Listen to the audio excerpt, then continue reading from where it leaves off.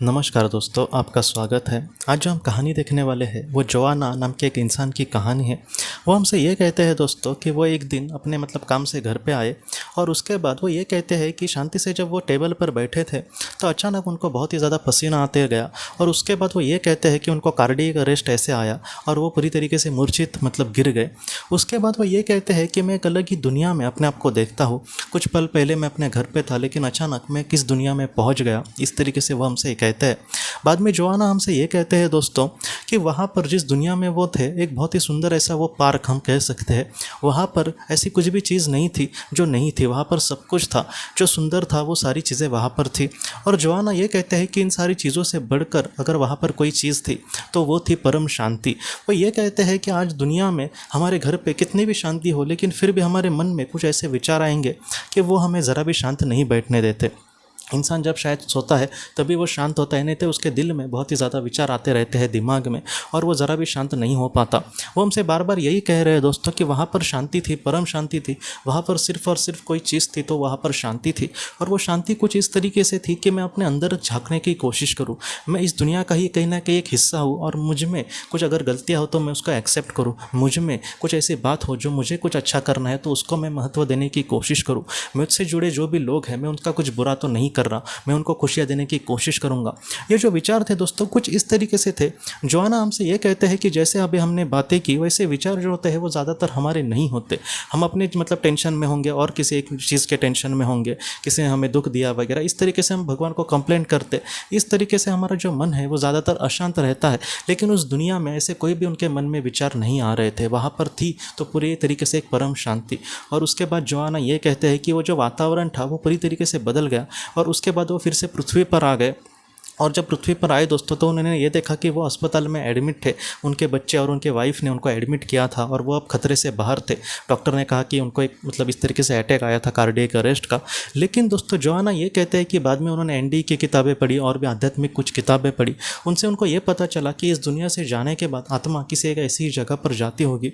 और वो ये कहते हैं कि पूरे जीवन में उन्होंने बहुत ही ज़्यादा स्ट्रगल किया था। एक शांति भरी जिंदगी उनके जीवन में कभी भी नहीं मिली थी उनको, लेकिन आज वो कहीं ना कहीं समाधानी है कि इस दुनिया से जाने के बाद मैं एक बहुत ही सुंदर माहौल में रहूँगा। इसलिए जिस तरीके से वो पहले टेंशन में या फिर एक अशांति भरी उनकी कल्पना थी या फिर उस तरीके से जीवन जीते थे, वो आज उस तरीके से नहीं जीते। उनको पता है कि इस दुनिया से जाने के बाद हमारी जो आत्मा है वो बहुत ही सुंदर जगह पर रहेगी और वहाँ पर ऐसी कोई भी उसमें कोई कमी नहीं होगी, तो मैं क्यों इतना टेंशन में जीऊँ।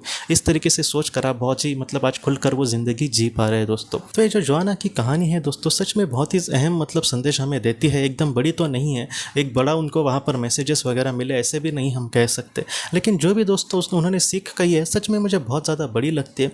हमारे जीवन में हमारा पूरा दिन ऐसे ही टेंशन में जाता है कि इसका टेंशन उसका टेंशन, घर का कुछ ना कुछ हमारा टेंशन होता ही है।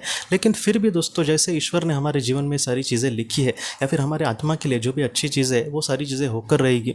अपने जीवन में जो भी मेरे पास है उसको मैं कहीं ना कहीं समाधानी रहने की कोशिश करूँगा। जितना हो सके अच्छे कर्म से आगे बढ़ूंगा तो उस दुनिया में मैं सच में बहुत ही खुश से रह पाऊंगा, खुशी से।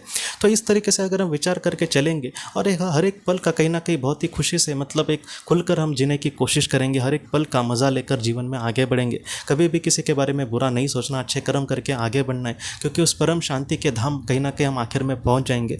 इस तरीके से अगर हम अपनी सोच को रखते हैं और जीवन में आगे बढ़ते हैं तो ऐसा जो इंसान है दोस्तों, मैं आपको सच बोलूँ, उसको कोई भी नहीं हरा सकता। वो हमेशा ही अपने आप में खुश है।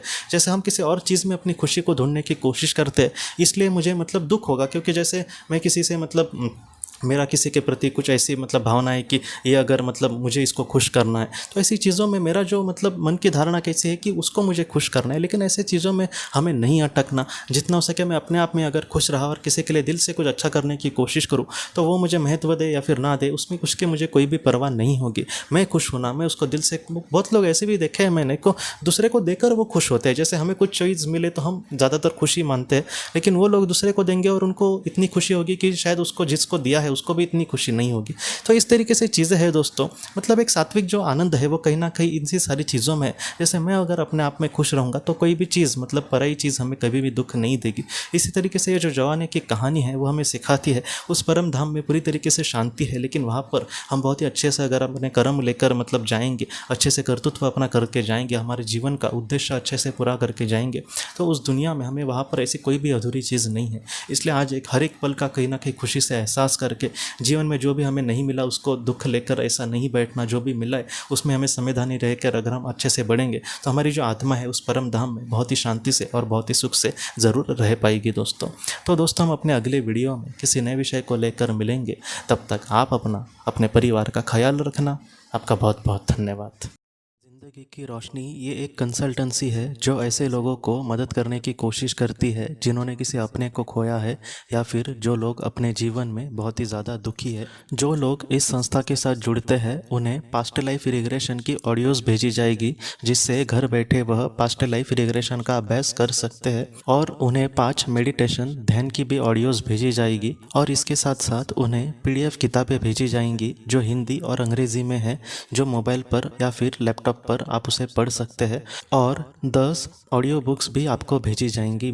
तो दोस्तों अगर आप इस संस्था के साथ जुड़ना चाहते हैं तो कृपया इस नंबर पे व्हाट्सएप मैसेज करें। आपका बहुत बहुत धन्यवाद।